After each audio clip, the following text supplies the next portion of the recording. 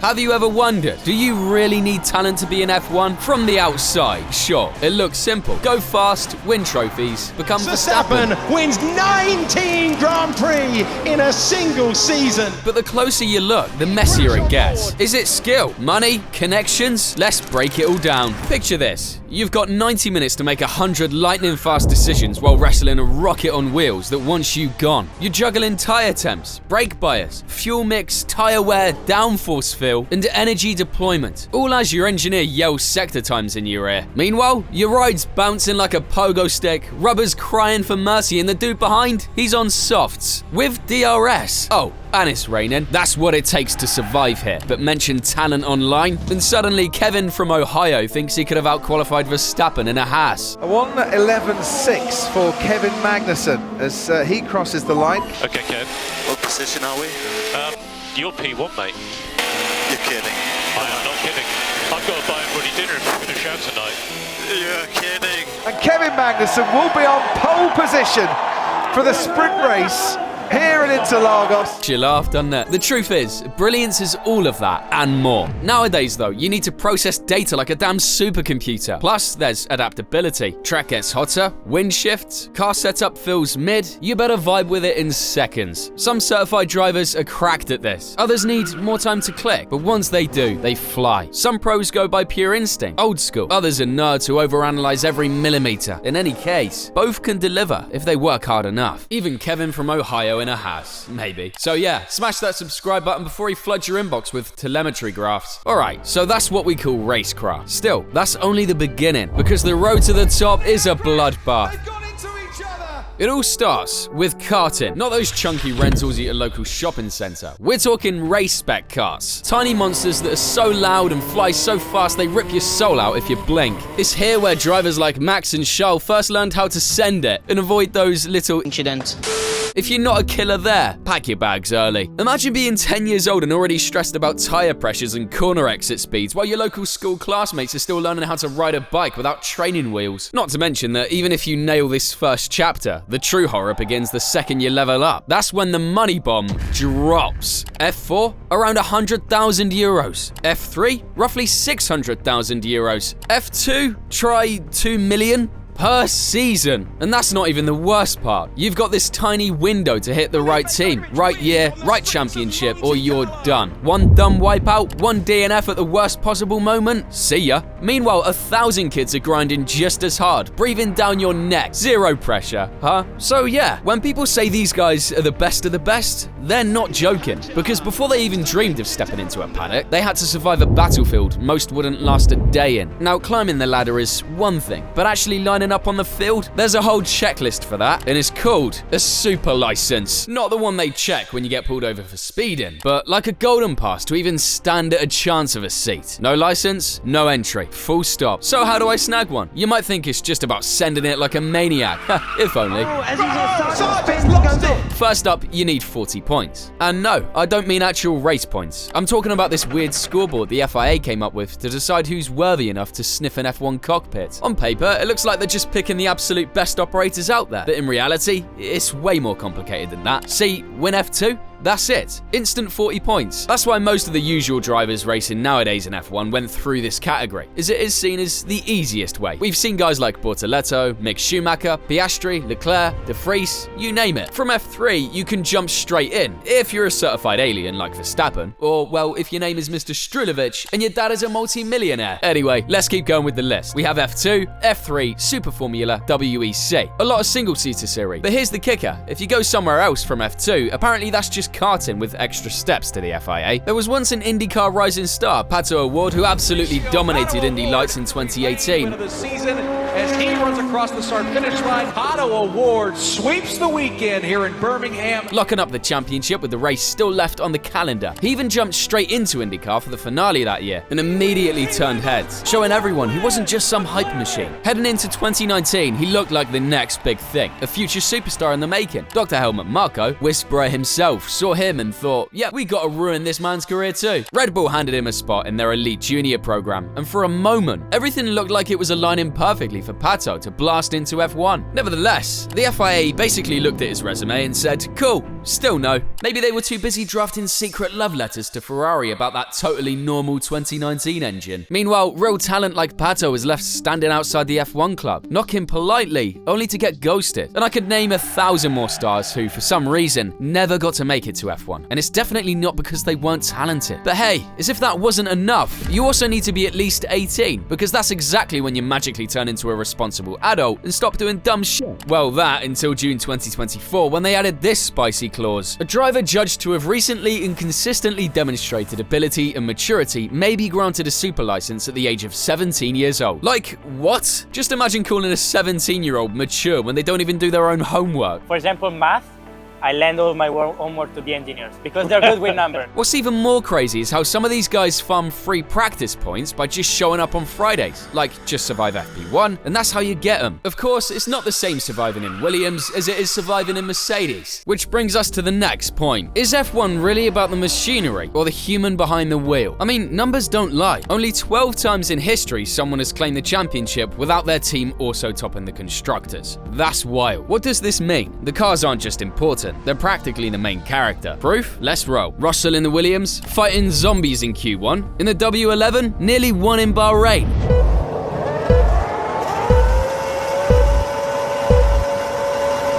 It's lights out and away we go. Russell does get away well, as does Max Verstappen, and Valtteri Bottas has got his teammate right alongside him already. Sergio Perez is trying to challenge as George Russell goes into the first turn, and George Russell takes the lead. Oh, Jack, look out there. So, safety car. Staying out. Box. They're double stacking at Mercedes. The front right tyre was slow for George Russell. And for Valtteri Bottas, even more confusion for a crew that are normally very they're not happy adept. with the left front. They're not happy with his left front. Well, they double stack. They've reacted really, really quickly, Mercedes, and this is costing Bottas. Okay, George, we're going to need to box. We have a mixed tyre set on the car. Oh no! And that's led to the confusion. In double stacking, they brought out 2 sets of tyres. But basically, what's happened is they've got some of Bottas's tyres on, or indeed all of Bottas's tyres on. Are we P2? So currently a P5. Laps remaining. Laps remaining, 24. Turn 4, Russell's now going to have a go at him on this twisty section of the track, the middle section. He's got the inside line at turn 7, and he goes past his teammate. That was committed, it was brave, it was brilliant. Mercedes power against Mercedes power. He's trying to break the toe, Lance Stroll. George Russell's made up his mind to go down the inside, late on the brakes, into turn 1. Enough room for Russell to squeeze past and back up into the top 3 once again. Looks like a rear left puncture. I don't know what to say. George. So Russell's coming in now. It's another pit stop. Puncture for George Russell, obviously. And the luck is swinging. And George Russell, who finishes 9th. Okay, George, really sorry about that, mate. Honestly, you had the pace today.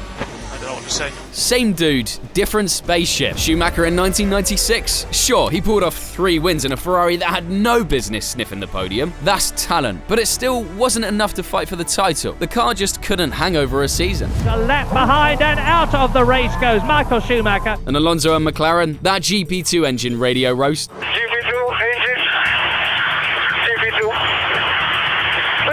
Iconic and brutal. Didn't matter how elite he was. The car just said, nah. Honestly, that just sums up his career. I mean, how many titles would he have won if he hadn't had shit boxes for so many years? See, it really goes both ways. In fact, I found out Sky News did a study over 8 seasons, and guess what? The car accounted for 60 to 70% of performance. So if you're not in the right place, your aptitude to basically chilling on the bench. Alright, car matters, brain matters. But there's another big piece. Pockets. Anything to buy a spot on the grid. In 99% of cases, this means they're basically useless behind the wheel. Like seriously, how many times have we seen someone spinning out like a freaking fidget spinner, and instead of thinking, oh my god, are you okay? You're thinking, see, this is what happens when the only reason you're there is basically because daddy owns a car empire.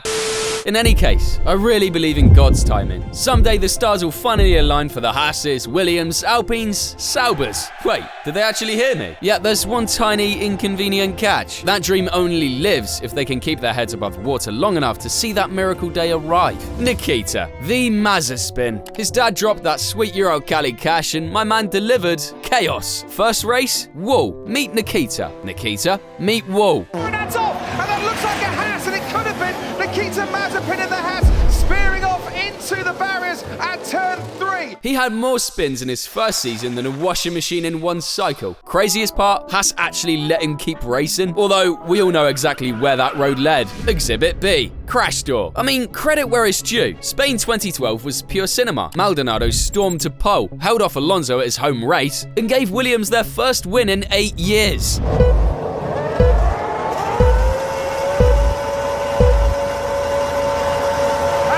We go here in Barcelona. It's a decent start from Maldonado, but Alonso's gaining on him as Maldonado pushes him on almost to the grass. Raikkonen's got ahead of Grosjean. Perez settling in 5th place there. Rosberg down the inside of Sebastian Vettel, who's getting swallowed up, but there's Fernando Alonso into the lead by the time they get into turn 2. He's done it again.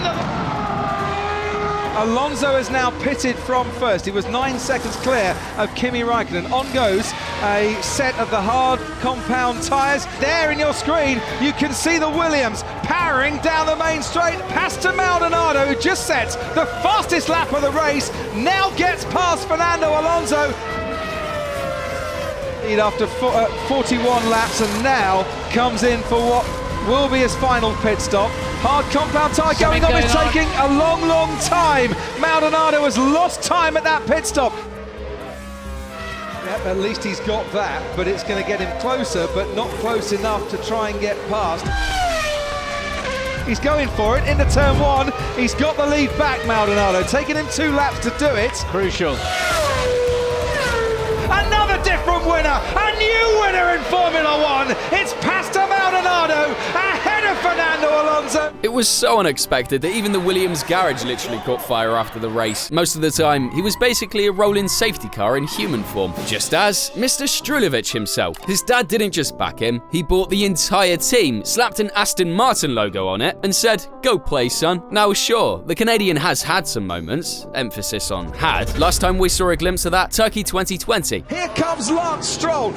Purple through the middle sector, personal best in the first sector. Can he dislodge his teammate Sergio Perez from pole position? Stroll crosses the line, and he does go pole. 1:47.7. Lance Stroll is on pole for the first time in his career. He actually took pole in the wet, back when rain was supposed to be a superpower. A few years later, and it's way more common to see weekends where it looks like he left his driving skills at the hotel than to catch any sparks of the old Lance. Oh, there's a lot of runoff area that has gone off. He's hit the wall, and that is why the yellow has turned into a red. Crash off the road and into the wall. A heavy one. Lance Stroll into the barriers and out of the race. The ironic part, money can roll out the red carpet, yet it won't show you the moves once you're on the dance floor. You either find the rhythm or get trampled by the real wolves. Feels like a story I once heard from Niki Lauda. Picture this: Vienna, 1949, born into a fancy banking dynasty. By 22, he was basically Jackass before Jackass even existed. That's when, with zero family support, he decides to take out a bank loan, and not just any loan. He mortgages his life insurance. 1971 rolls around. He buys a seat with March in Formula 2. The car? Trash. The results? Even more trash. 2 years later, he scrapes enough cash to jump to BRM. Still far from a top team, yet finally people started to notice. Teams weren't just looking at his lap times, they were reading his post-race notes like the Dead Sea Scrolls. That's the kind of stuff that makes team bosses raise an eyebrow. Guess who caught on? Enzo frickin' Ferrari. The one and only OG. Ferrari signs him, clears his debts, and boom, no more pay to play, just pure unfiltered racing. Holy hell did he deliver. First win at Jarama, multiple poles. Confidence level, over 9,000. Next season, world champ. Lauda proved that paying your way isn't the problem, not delivering is, because talent will always expose itself. After that, others knew you could pay in and still cook. Martin Brundle came in with a bit of financial backing, but almost matched Senna in F3. Checo came in with his taco money and still got 6 wins, including Monaco. Victory in Monaco goes to Sergio Perez for Red Bull. Starting to think paying is just a shortcut for greatness, huh? Reality check? Most stories don't end that nice. Or even begin at all. Here's a fun stat. Logan Sargent has more F1 races than Felipe Drugovich, who has 0. And one of them is an F2 champion. Guess which? Back in 2022, Drugo absolutely dominated the F2 grid. Comes across the line to win for the 4th time in Formula 2. Felipe Drugovich wins on the streets of Monte Carlo to emulate his hero, Ayrton Senna. Like, he was cooking. Clean quali, consistent racecraft, points machine. It was given future star energy. So obviously you'd think, cool, F1 next, right? Well, he landed at Aston. I mean, how do you move up when your teammates are the chairman's son and a 2-time champ? Even though life threw him some chances. Sent off already. It begins. Lance Stroll finds himself off the road. And after all that work from Aston Martin, consternation in the grandstands. He went from MVP to MVBP, most valuable bench player. Meanwhile, Logan got a full-time gig off a weak P4 in F2 and started crashing like it's a paid internship. Make it make sense. And it's not just them. Stoffel Vandoorne, dude destroyed GP2 in 2015. Everyone thought he was the next star. Then he got thrown into McLaren Honda, a car with less reliability than Ferrari's strategy department on a Sunday. He never stood a chance. Nick de Vries, F2 champ in 2019, waited 3 years just to finally touch an F1 car. Then out of nowhere, Albon gets appendicitis. Nick steps in last minute, drops points on debut in a Williams at Monza. Legendary. Right after, secures a contract with AlphaTauri. 10 races later, 0 points. Yeeted so fast, he probably didn't even finish setting up his sim rig. Pourchaire won F2 in 2023. Is the Formula 2 champion of 2023. He was hyped for years, backed by a factory team, and still didn't get invited to participate in the job fair. At this point, my guy literally packed his bags for IndyCar to save his career. And then we've got guys like Robert Schwartzman, Antonio Fuoco, Nobuharu Matsushita, Robin Freins. They weren't just quick. Some actually outshined the chosen ones driving the same machinery. What did they miss? A fat sponsor deal or a golden seat opening. So they got ghosted. And even the ones who did make it, they still need a bit of luck, which makes you think, what even is this system? Watching top-tier human joysticks left sitting on the sidelines while mids get promoted. These competitors, they're still here, still fast, still grinding. F1 just keeps pretending the grid is built on the best of the best. Spoiler alert, it's not. So after everything, do you really need talent to be on top? Let's be clear, there isn't a single guy in F1 without talent. 0. I hate to say it, but not even Stroll or Mazepin, and that hurt to say. The thing is, for a few guys like them, it's usually about being stuck behind a DRS train on a street circuit. But talent isn't always the main story. In this world, timing isn't just a detail, it's the entire plot twist, and it's underrated as hell. Look at Piastri, wins F3, wins F2, back to back. Oscar Piastri wins the Formula 2 Championship of 2021. And still, no opening in 2022. Why? All spots were locked down. So yeah, you can be the next Hamilton, but if someone blinks the wrong way in a meeting, your whole story changes. Sure, talent is everywhere and opportunity is a miracle. Now, even if you nail both, there's still one final trap waiting. Team politics. Ask de Vries. His rookie season wasn't spectacular, but it wasn't a full disaster either. Yet he got axed before Ricciardo could even think about his next shoey. Ask Kvyat. One smash, one meeting, and suddenly he's out. And Verstappen's legend begins. The worst part, F2's full of beasts. Raw-paced, hungry, battle-hardened lion cub. And most of them won't ever touch an F1 steering wheel. Maybe that's what makes it so addictive. The fact that it's not fair. So do you need talent to be in Formula 1? Absolutely. But that's just the starter pack. To stay in, to win, you need to be marketable, political, loaded, and born under a lucky star. And we remember why we watch. But for the 1 in a million shot to watch a diamond build under pressure. Oh, and speaking of pressure, you won't believe how they actually film all this chaos. Be sure to check this out. And as always, thank you for watching.